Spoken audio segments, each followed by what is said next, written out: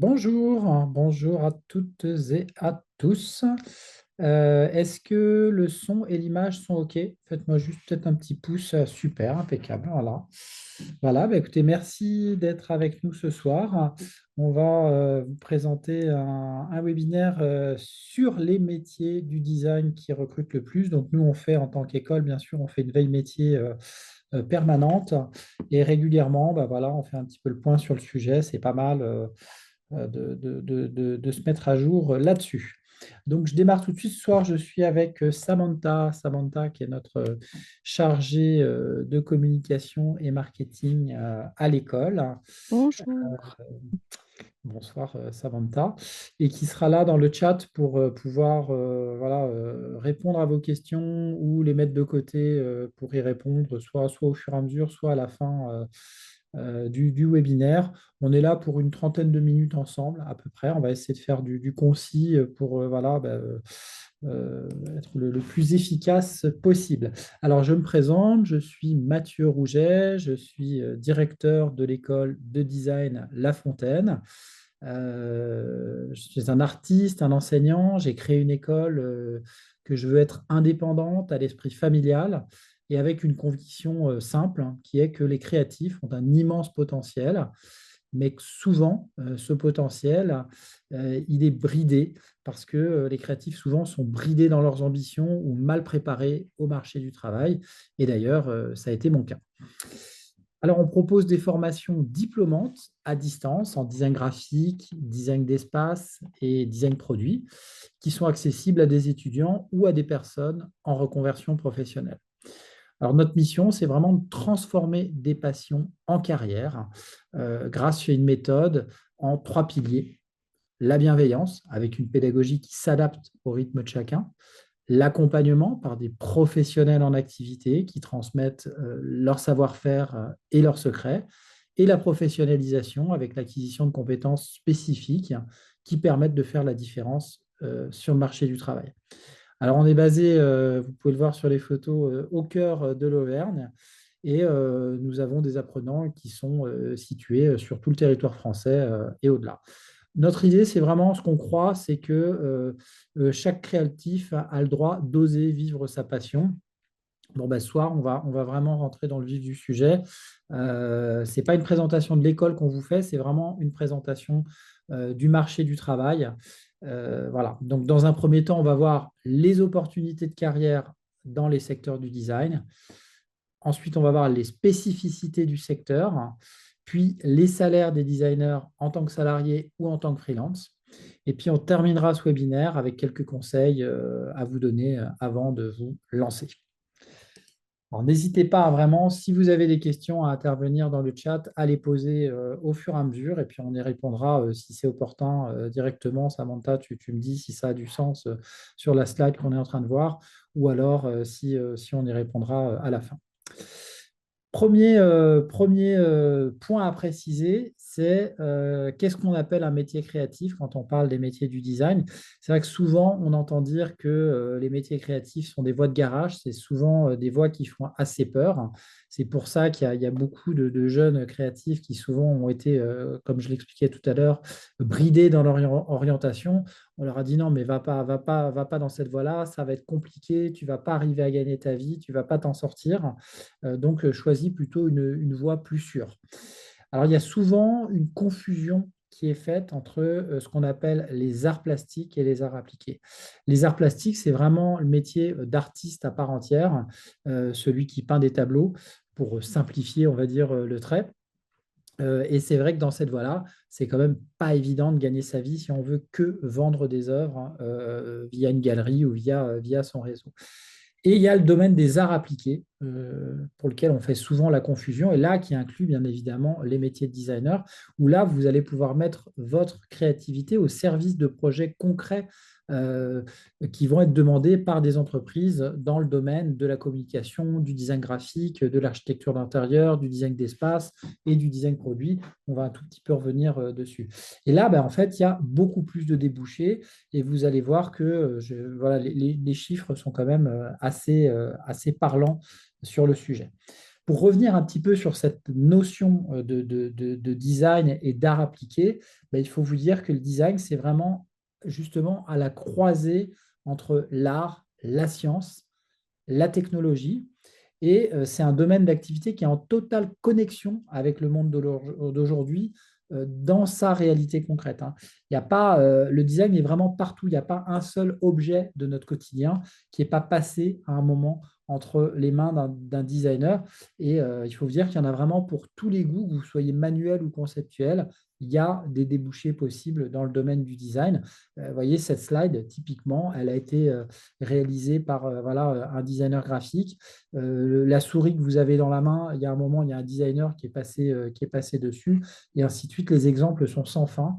Le design est vraiment partout. Alors, la bonne nouvelle, c'est que justement, en France, la France est réputée dans les métiers créatifs. Et souvent, à compétences égales, on va préférer un Français. On va préférer les Français pour leur niveau d'excellence dans le domaine des arts et du design. Les Français sont recherchés pour leur côté dimension éthique et durable, et qui est aussi très valorisé justement par les savoir-faire artisanaux. Vous voyez, on a énormément d'artisans aussi en France qui sont réputés. Donc, on est réputé pour être créatif, pour être innovant.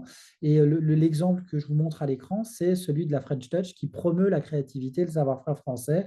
Ça stimule l'économie créative et ça renforce en plus l'influence culturelle de la France à l'international. Alors, je vous donne quelques petits exemples comme ça pour vous montrer qu'il y a plein de possibilités. Vous avez par exemple le French Design 100. C'est un prix pour récompenser les designers français et leur reconnaissance à l'international. Donc, par exemple, il y a 100 designers français qui vont pouvoir faire rayonner le design français à travers le monde. C'est une occasion, bien sûr, de parler davantage de la création française et de sa French Touch et de ses nouvelles tendances. Donc ça, j'ai pris un exemple, mais il y en a en fait des dizaines, hein. Mais j'ai pris des exemples vraiment très parlants. L'autre exemple, c'est celui des Jeux Olympiques. On a tous vécu voilà, les Jeux Olympiques de Paris 2024. Mais il y a plusieurs designers renommés qui ont été impliqués dans différents aspects du design, de la scénographie, du design produit. Vous avez Mathieu Lehanner qui a conçu la torche olympique et la vasque olympique. Vous avez Philippe Starr qui a été impliqué dans la conception des mobiliers urbains et des installations temporaires autour des sites olympiques. Vous avez Ronan et Erwan Bouroulec qui ont travaillé sur le design des podiums et des éléments de signalétique. Vous avez Jean-Michel Villemotte qui a été responsable de la conception des infrastructures temporaires. Bon, et j'en passe, voilà. Vous avez le logo aussi des Jeux Olympiques de Paris qui a été conçu par l'agence de design Royalties. Donc voilà quelques exemples pour vous montrer qu'en fait, alors bien sûr, là je vous montre quelque chose de très spectaculaire, hein, comme les Jeux Olympiques, mais il faut dire qu'il y a énormément d'autres exemples de débouchés possibles dans le design. Voilà, et du concret, c'est la plateforme Malte. Alors, la plateforme Malte, je ne sais pas si vous connaissez, on va parler un petit peu après des débouchés entre freelance et salariés. Ben, c'est tout ce qui est freelance. La plateforme Malte, c'est une plateforme qui est spécialisée justement pour les freelances et qui compte énormément de designers. Pour vous donner une idée, c'est quand même, alors j'ai mis 400, c'est 550 000 aujourd'hui, 550 000 freelances qui discutent avec plus de 60 000 entreprises. Euh, les chiffres, ça peut ne pas forcément être très parlant. Ce qui est parlant, c'est que c'est une licorne, en fait. Alors, c'est une licorne, c'est une entreprise qui a fait des levées de fonds suffisantes. Donc, en gros, elle est partie de start-up. Et ensuite, les gens qui ont de l'argent, on lui dit, non, mais on fait confiance dans ce business-là parce qu'on pense qu'il y a des débouchés, on pense qu'on va gagner de l'argent avec ça. Donc, ça, c'est une preuve de vraiment de dynamisme du marché du freelance qui est absolument énorme. Et donc, ils ont levé 80 millions en 2021, 60 millions en 2022. Ils ont doublé leur chiffre d'affaires entre 2023 et 2024. Et ils sont pas loin du milliard. Ils ont passé, je crois, le milliard d'euros. Les comptes ne sont pas encore faits pour 2024. Mais l'article de référence voilà, de ce propos précise qu'ils sont à 1 milliard d'euros de chiffre d'affaires en 2021 et 2024. Et l'autre chiffre clé qu'il faut que vous ayez en tête par rapport à des éventuels débouchés, c'est vous dire que le marché du freelance en Europe aujourd'hui, c'est 355 milliards d'euros. Donc, c'est des chiffres absolument gigantesques. Et ça, une fois de plus, qu'est-ce que ça veut dire ces chiffres-là? Ça veut dire qu'il y a de l'argent, il y a des gens qui sont prêts à en dépenser pour faire appel à des freelances, dont des designers. Alors, on va parler un petit peu maintenant du design. C'est un secteur qui a quand même des spécificités, et puis on va détailler ensemble ces spécificités. Nous, c'est ce qu'on connaît, puisque on est une équipe de designers. Tous les professeurs de l'école sont des professionnels en activité, et on dispense voilà, des formations. Notre ADN, c'est vraiment de former des créatifs pour les aider à intégrer le marché du travail, pour être bien sûr compétents, mais aussi les accompagner jusqu'à l'emploi. Alors, il y a trois grands secteurs dans le design, qui sont le design graphique, le design d'espace et le design produit. Alors, certains me diront, oui, il y a aussi le design de mode.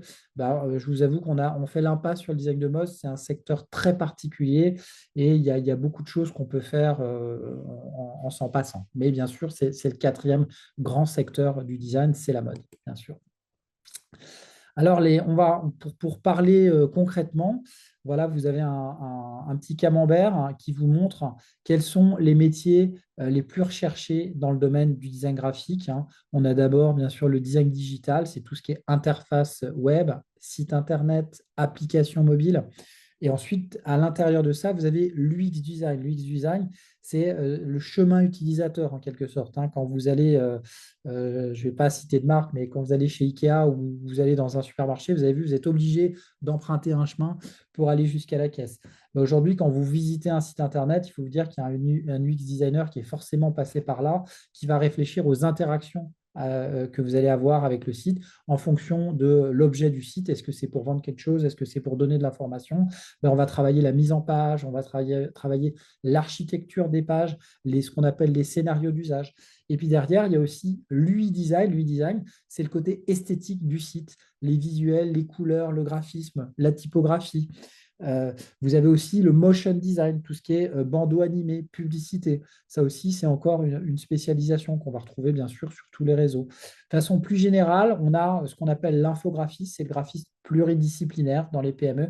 Il y a énormément de débouchés aujourd'hui dans ces domaines-là parce que beaucoup de PME, hein, donc de petites et moyennes entreprises, on va aller en dessous de 11 salariés. Soit elles font appel à un moment, alors au début, quand on démarre, on fait ça avec trois bouts de ficelle et puis on se débrouille comme des grands. Et puis au fur et à mesure, on se rend compte que pour être crédible, on est obligé de faire appel à des freelances. Et il faut le faire à un moment. On a besoin de faire un site internet, on a besoin d'avoir une communication qui est sérieuse et crédible pour les clients qu'on démarche. Et puis, à un moment, à une certaine taille, c'est intéressant simplement d'embaucher quelqu'un.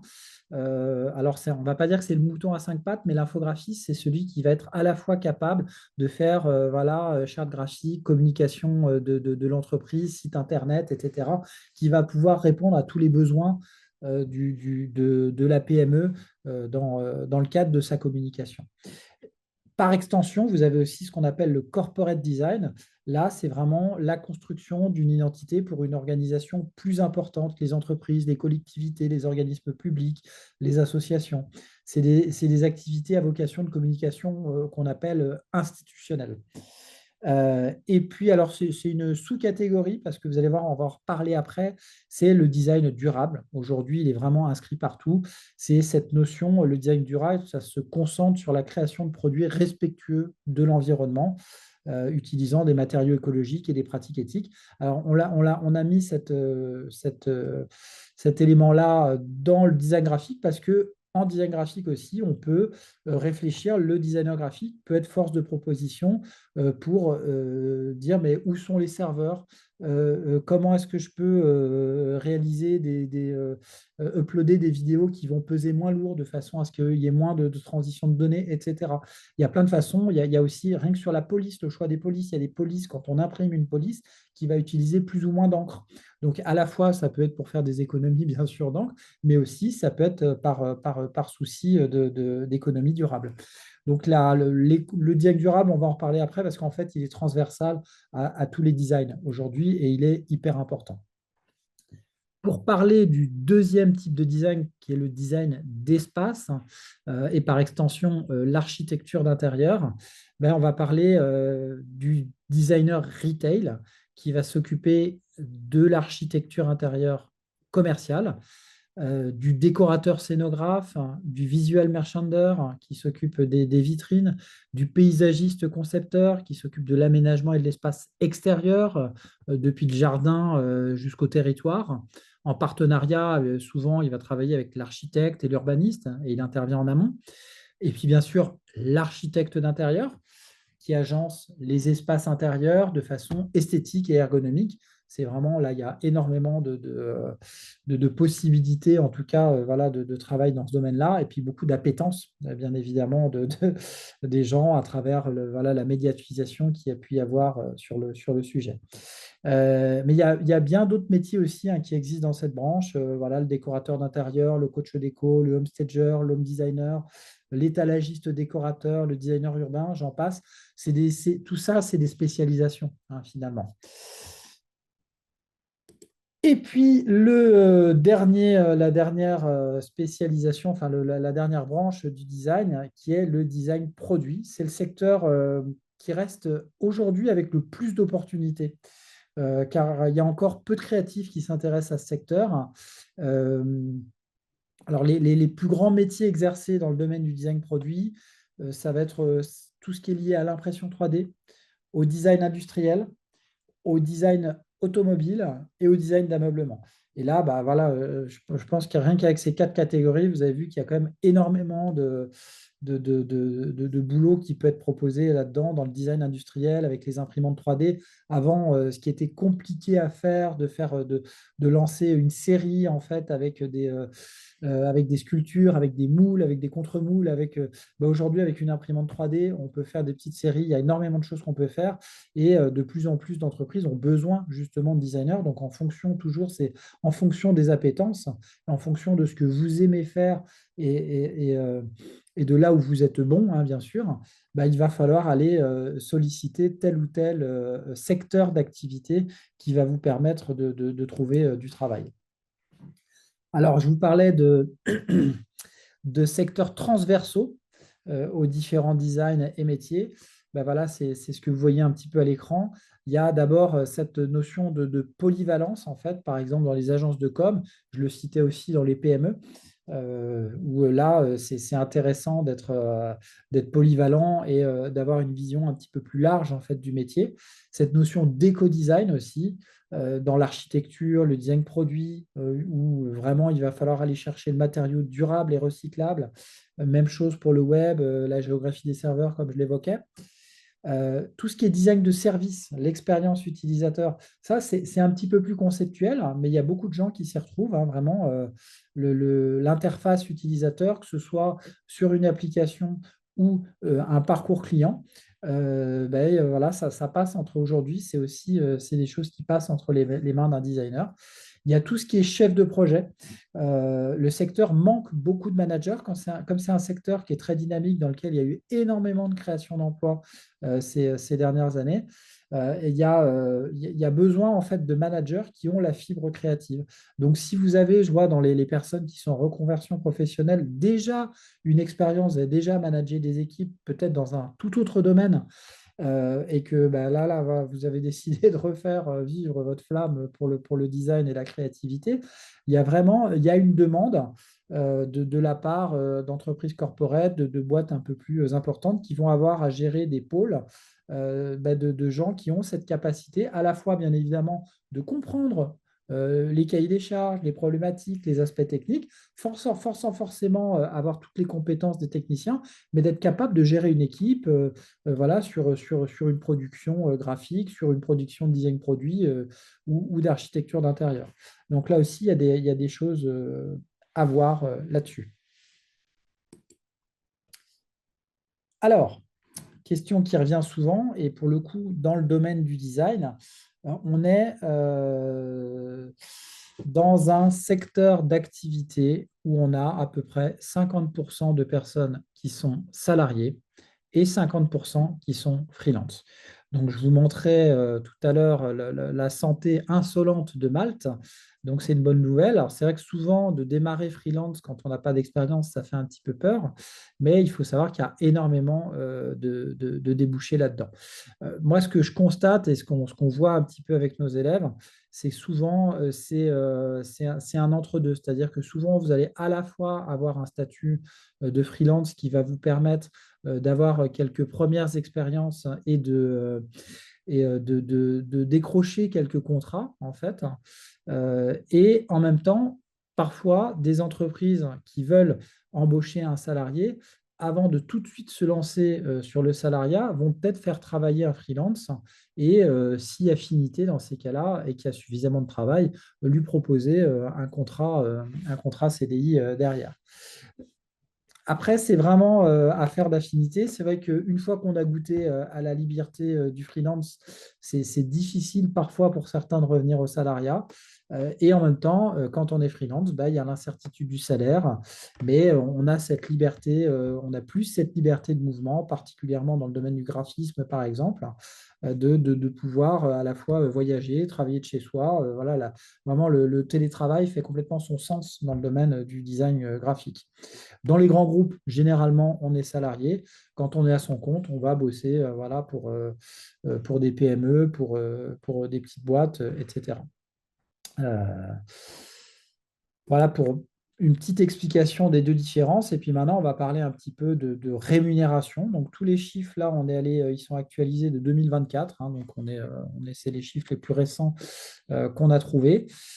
Pour un designer produit qui est voilà, les types de design les plus recherchés, on a des salaires quand même assez sympathiques, hein, avec 3500 à 4000 euros bruts par mois quand on est junior, et puis senior, c'est encore mieux. En indépendant, vous allez voir à chaque fois, hein, vous pouvez aller, hein, je crois qu'on a mis une slide avec des exemples, mais vous pouvez aller sur Malte et faire des recherches. Vous n'avez pas besoin de créer un profil et de voir un petit peu quelles sont les rémunérations des freelances.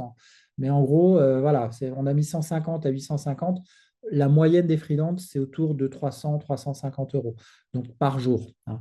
Donc vous pouvez vous dire, OK, je peux viser ça. Si vous visez plus bas, bah oui, vous aurez, vous attirerez peut-être pas, attirerez peut-être quelques clients au départ. Après, pour être raisonnable, il faut viser 300 euros par jour pour minimum pour pouvoir gagner sa vie convenablement. Designer graphique, voilà, je vous laisse lire à l'écran, hein, je vais pas tout citer, mais voyez, on démarre à 24K, entre 24 et 28K, et puis on peut aller jusqu'à 40K, et puis en facturation jour, c'est 280, 850, c'est vraiment pour des métiers très spécifiques, une fois de plus. Si on veut vraiment être raisonnable, et on le voit très bien sur l'échelle sur Malte, ça se balade autour de 350, la rémunération majoritaire, en tout cas des graphistes aujourd'hui. Designer UX, c'est un métier très spécifique qui est un peu plus technique, un peu plus conceptuel. Et donc, il y a moins de monde. Donc, quand il y a moins de monde, on est mieux rémunéré. C'est toujours le même critère. C'est comme les designers produits. Il y a peu de designers produits, il y a moins de designers UX, hein. Là-dessus, c'est des bonnes rémunérations. Le motion design, les rémunérations sont très honorables aussi, dans le sens où c'est quelque chose de nouveau. Mais bon, il y a quand même pas mal de monde qui est en train d'arriver aussi sur le secteur. Et puis ensuite, quand je parlais de management, c'est la direction artistique, hein. Donc, ça demande bien sûr des compétences plus larges, où là, forcément, on a des salaires plus attrayant, on va dire, ou qui récompense les compétences et le savoir-faire. Donc, on a actualisé les chiffres. Sur Indeed, aujourd'hui, vous avez 10 000 offres d'emploi. Sur France Travail, vous avez 12 669 dans les domaines du design. Sur Monster, vous en avez 12 000. Donc, ça vous donne un petit peu un état des lieux du marché pour ce qui est du salariat.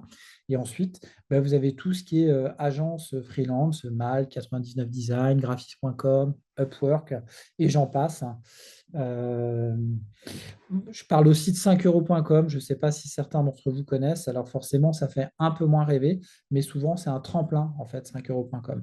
Nous, on a vraiment avec nos élèves, on a une stratégie d'intégration du marché du travail. De toute façon, on va pas uniquement leur faire passer un diplôme, on les accompagne, donc on leur apporte des compétences techniques, théoriques, la méthodologie de travail. Donc, on leur apprend à devenir designer, bien sûr, mais après, on les accompagne jusqu'à l'emploi. Donc, concrètement, il y a des choses concrètement concrètes à faire pour vous aider à trouver du travail, à trouver des freelances. Alors, quelques petits conseils justement avant de vous lancer. Voilà quelques petits conseils. Alors, on reste très généraliste, hein. On est sur un webinaire de 30 minutes. Nous, quand on va aller en profondeur avec nos élèves, on va aller bien sûr beaucoup plus loin, hein. Ben, c'est déjà vous dire que les métiers continuent d'évoluer, hein. Je pense que toute l'actualité ne peut que être criante sur le sujet. On parle de 85% des métiers qui sont à inventer d'ici 20 ans. Je ne sais pas, pour donner un exemple, le métier de community manager, il y a 3 4 ans, personne ne savait ce que c'était. Aujourd'hui, ça explose complètement.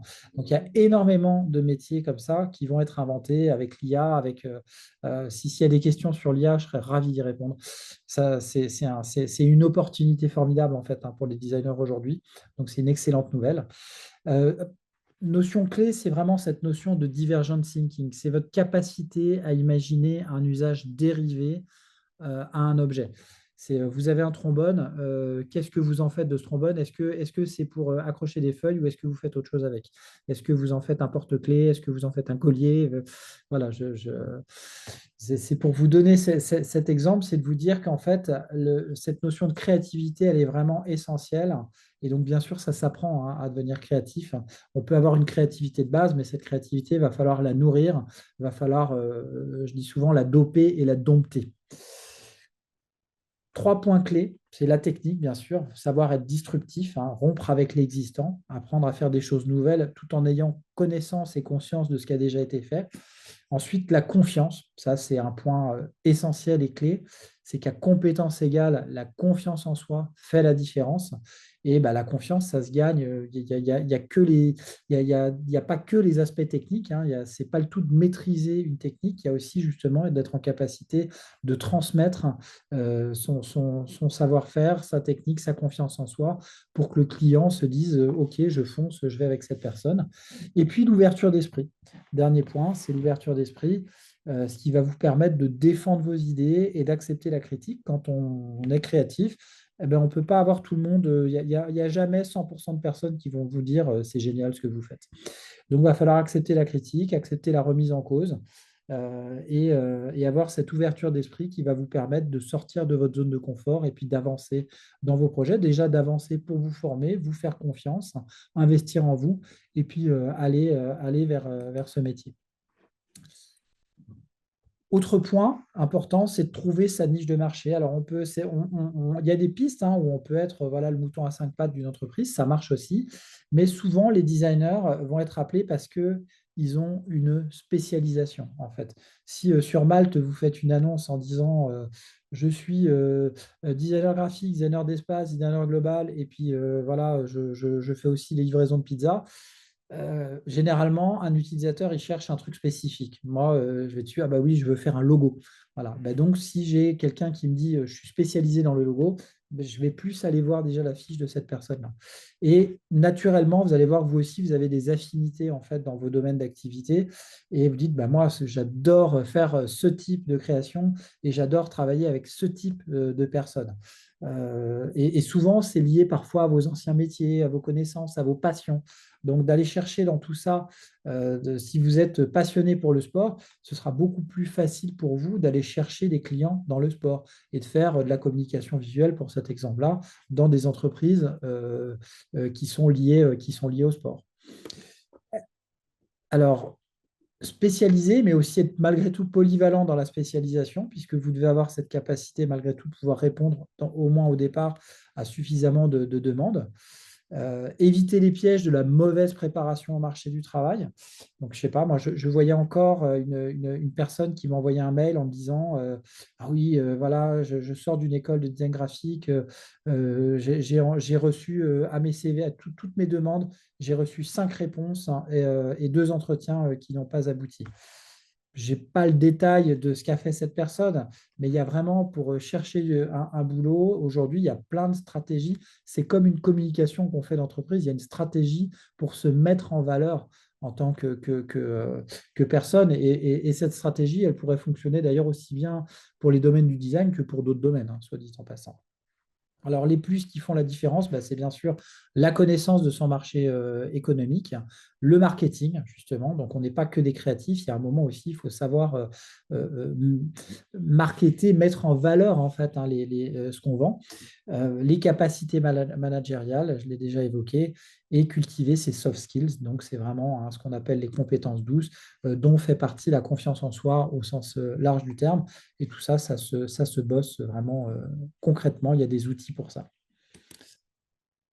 Voilà, bah, vous voyez, 18h02, on est pas mal. Est-ce que vous avez des questions? Est-ce qu'il y a des questions qui sont passées dans Oui, le chat pour il y vous? en a une. J'ai répondu à une, mais tu peux peut-être approfondir. Est-ce que on considère les illustrateurs comme des designers?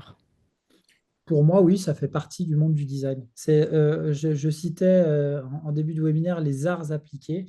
Nous, on a une option illustrateur en fait dans le bachelor design graphique. Donc, on a des étudiants qui vont vraiment utiliser l'illustration. Ça va être justement leur spécificité. On a plusieurs étudiants comme ça souvent on arrive avec, on a beaucoup d'étudiants en graphisme qui à dire ils arrivent avec le dessin généralement. Et puis on leur parle charte graphique, site internet, etc. C'est pas forcément des appétences qu'ils ont. Et puis ensuite, quand on leur montre qu'en fait, il y a 1000 façons de faire un site internet et que leurs illustrations, ce qu'ils adorent faire, c'est ce qui va faire leur spécificité par rapport à des clients pour créer des sites internet où, par exemple, les illustrations feraient partie de la charte graphique. Donc là, il y a des petites lumières qui s'allument de partout et ils se rendent compte qu'en fait, on peut devenir illustrateur et pas uniquement illustrer des bouquins ou faire voilà, de l'illustration classique. Il y a plein de façons d'utiliser ces illustrations pour les vendre de différentes manières à travers des projets.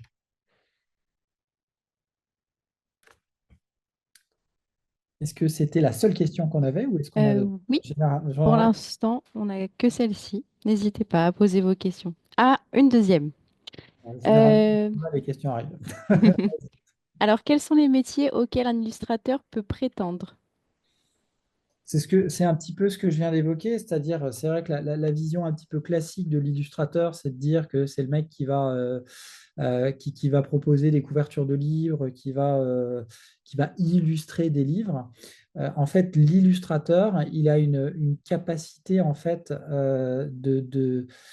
pour moi, alors, dans la nomenclature hein, du design, il a cette capacité de vraiment produire du dessin, du graphisme, qui va permettre hein, d'agrémenter, en fait, qui va rendre original. Vous pouvez faire un site internet à partir de WordPress sans avoir jamais touché un crayon de votre vie. C'est tout à fait possible et vous pouvez faire des choses magnifiques. Et vous pouvez aussi être illustrateur. Et vous voyez, ben là, typiquement, là, avez-vous des questions? On a une illustration, on a Zélie, notre mascotte. Voilà, ça, typiquement, c'est dessiné par un illustrateur.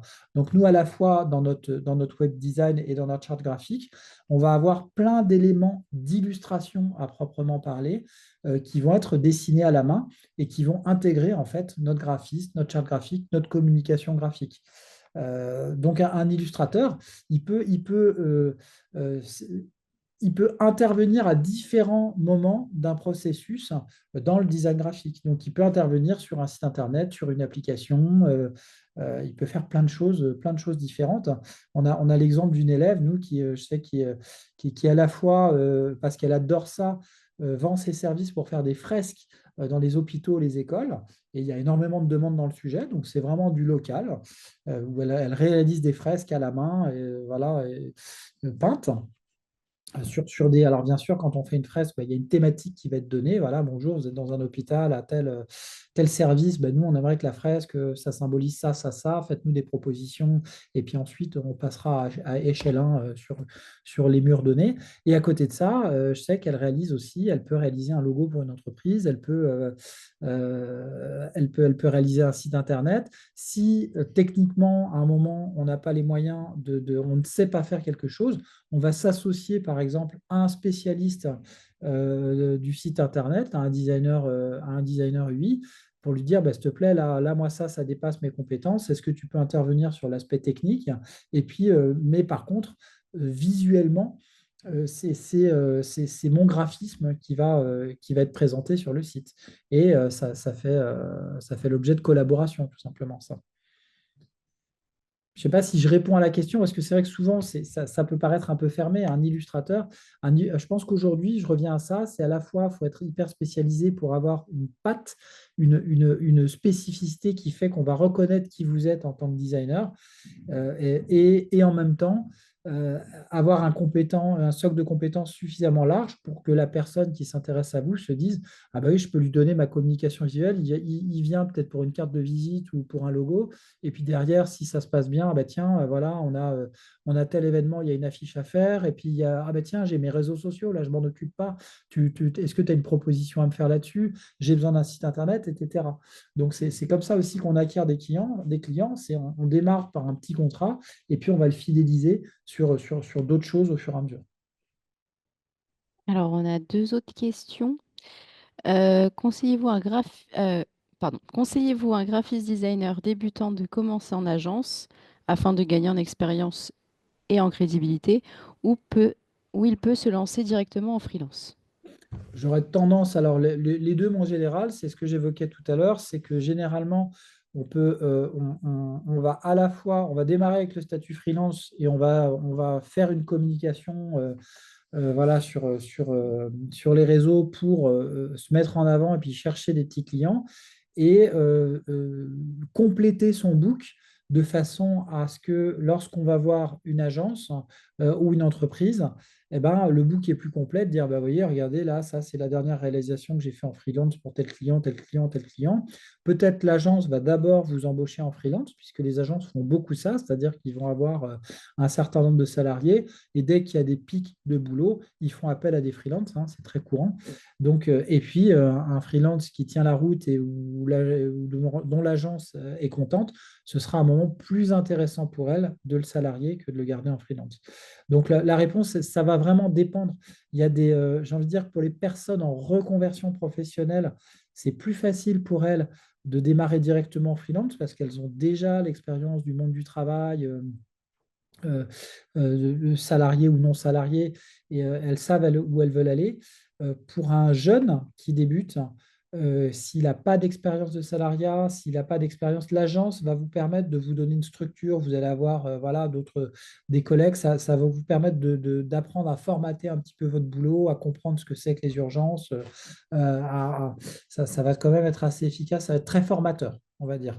Donc, que ce soit l'agence ou les stages, donc un jeune graphiste, ça peut être des stages, ça peut être s'il y a un job en agence, bah, il faut pas le refuser, hein, je pense, si vous avez été pris en tant que salarié. Et puis, on est dans un monde libre. Donc, si à un moment vous arrivez au bout de cette expérience et que vous pensez qu'il faille passer en freelance, vous pouvez le faire. Il y a avantages, inconvénients, hein. Salariat, on a un salaire qui tombe tous les mois, mais qui peut-être à un moment, on a moins de liberté d'action et puis peut-être que le salaire n'est pas à la hauteur de ce que vous souhaiteriez. Freelance, il peut y avoir plus de liberté, mais aussi plus de stress, plus de contraintes, devoir faire soi-même sa comptabilité, ses devis, ses factures, sa communication, c'est-à-dire aller chercher aussi ses clients. Freelance, c'est vraiment c'est une micro-entreprise à part entière. Et du coup, on a la question, quelles sont les chances de réussite dans ce domaine dans un cadre de reconversion professionnelle? Je suppose que ce domaine, je ne sais pas si ça parlait que d'illustration ou du design en général. Moi, alors les chances de réussite, tout ce que je peux dire, moi, je peux donner nos chiffres à nous. Nous, on a aujourd'hui 8 étudiants sur 10, 8 diplômés sur 10 qui trouvent du travail dans le secteur visé dans les 6 mois. Voilà, c'est les chiffres. On a des enquêtes obligatoires en tant qu'école et organisme de formation à faire 6 mois et 24 mois après le diplôme. Voilà les réponses qu'on a de nos diplômés aujourd'hui. Donc, on est super content de ces résultats. C'est un gros travail. C'est comme je le disais, c'est-à-dire que c'est pas vous êtes diplômé et puis ciao, merci, au revoir. C'est vraiment justement de vous accompagner sur le marché du travail, prendre de vos nouvelles, savoir ce que vous faites et surtout être à votre disposition pour checker vos books. Éventuellement, vous êtes freelance, vous venez de signer un contrat et vous avez un doute sur votre proposition créative, bah, de pouvoir vous permettre d'assister à une session de correction avec un intervenant de l'école qui est un professionnel en activité qui va pouvoir avoir un regard avec du recul par rapport souvent quand on fait les choses, on est le nez dans le guidon et c'est normal. Et d'avoir quelqu'un qui a du recul qui va pouvoir dire, ah bah ouais, là, ça, cette piste-là, elle est hyper intéressante, mais regarde, là, tu as un truc qui est peut-être un peu maladroit. Voilà, des petites choses qui permettent d'être mieux accompagné sur le marché du travail, ou si on est en mode cherche un job salarié, bah, c'est quoi la stratégie pour aller chercher une boîte, quelle boîte, dans quel secteur d'activité. Tout ça, il y a des solutions. C'est pas, ça ne garantit pas un emploi à 100%, mais en tout cas, ça maximise les chances de réussite. Donc, voilà pour la réponse que je peux faire sur le sujet. Et encore une réponse. D'un point de vue géographie, les offres d'emploi sont étalées sur le territoire où on retrouve des pôles. Bah, alors, bien sûr, il y a des grands pôles, toutes les grandes villes, hein, vous allez trouver des grands pôles avec beaucoup de propositions de jobs salariés, mais là où il y a beaucoup de monde, ben, en fait, il y a beaucoup de concurrence. Et ensuite, dans d'autres secteurs beaucoup moins fréquentés, campagne et autres, on pourrait se dire, en fait, ouais, ben, ça va être beaucoup plus difficile de trouver du boulot. Euh, En tant que salarié, sûrement, s'il y a moins de boîtes, il y a moins d'opportunités. En tant que freelance, moi je le vois avec nos élèves, certains qui habitent un petit peu dans la pampa, ben en fait, ils nous expliquent qu'ils trouvent du boulot parce que justement, il n'y a pas de concurrence. Donc, c'est ça qui est aussi intéressant. Une fois de plus, c'est très difficile de faire des généralités là-dessus. Vous pouvez habiter dans un village de 1000 habitants, mais pas de bol, c'est le village où il y a déjà 10 graphistes. Vous voyez, donc là, forcément, vous allez tous être en concurrence les uns avec les autres. Mais tout ça, ça se construit. Je pense que, enfin, surtout, on est sur des métiers où il y a cette notion vraiment de persévérance. Ça ne se construit pas du jour au lendemain. Donc, il ne s'agit pas de vendre du rêve. Il y a vraiment cette idée de dire que vous allez vous construire une image, une réputation, et que c'est comme un fil qu'on tire ou l'image de la boule de neige. C'est on démarre petit, puis au fur et à mesure, ça grossit, ça grossit, ça grossit, et il y a de plus en plus de clients, il y a de plus en plus d'opportunités. Mais c'est évident qu'il y a un travail à faire pour trouver sa place, pour faire sa place. Mais des opportunités, c'est ça qui est contre-intuitif quelque part, c'est qu'en fait, il y en a énormément par contre. Et ça, c'est plutôt une bonne nouvelle. Après, c'est comme tout, il faut être, voilà, Samantha, ça va te faire sourire parce que je sais qu'on voit aussi, nous, sur certaines publications qu'on fait, on voit des gens qui disent, ouais, mais il n'y a pas de boulot, le secteur est bouché. Et puis on regarde ce qu'ils font, on dit, oh là là, on a envie de te former parce que vraiment, oui, ben oui, tu n'as pas de boulot parce que c'est mauvais ce que tu fais. Donc, il y a bien sûr des compétences à acquérir. On peut pas se décréter designer graphique, architecte d'intérieur ou designer produit comme ça du jour au lendemain ou en ayant fait une petite formation de 3 mois, parce qu'on en voit beaucoup aussi, hein, des formations qui vendent du rêve. C'est un métier à part entière, donc c'est pas pour rien qu'il y a des bac+3, il y a des bac+5, il y a du boulot à faire. Voilà. Après, aujourd'hui, il y a des méthodes pédagogiques qui permettent de ne pas être obligé de passer 3 ans ou 5 ans, et ça, c'est la bonne nouvelle, de cumuler son savoir-faire existant et des plages horaires de travail qui vont correspondre à votre vie de famille, à votre situation. Voilà, mais là, je déborde en fait je reviens sur la formation parce que ça me paraît important, c'est-à-dire qu'il y a des débouchés pour les gens qui sont bien formés. Et du coup, je pense que c'est tout bon. On a fait le tour? Oui, Eh ben, écoute, super, parfait. Voilà, on vous remercie d'avoir assisté à cette masterclass. Ceux qui sont intéressés, bien sûr, de se former, ben, il vous suffit de venir nous contacter via le site internet et on s'occupera de vous. On s'occupera de vous juste déjà pour comprendre votre projet, connaître votre projet, voir si il est compatible avec ce que nous, on peut vous proposer en tant qu'école. Et si c'est le cas, on pourra toujours vous proposer une formation et voir comment on peut aller plus loin ensemble et vous accompagner. Voilà, je vous souhaite une bonne fin de journée, une bonne soirée, beaucoup de créativité dans votre projet. Et puis, on reste disponible, bien sûr, sur les réseaux et par tous les moyens de communication possibles aujourd'hui. Merci beaucoup également. Passez une bonne fin de soirée.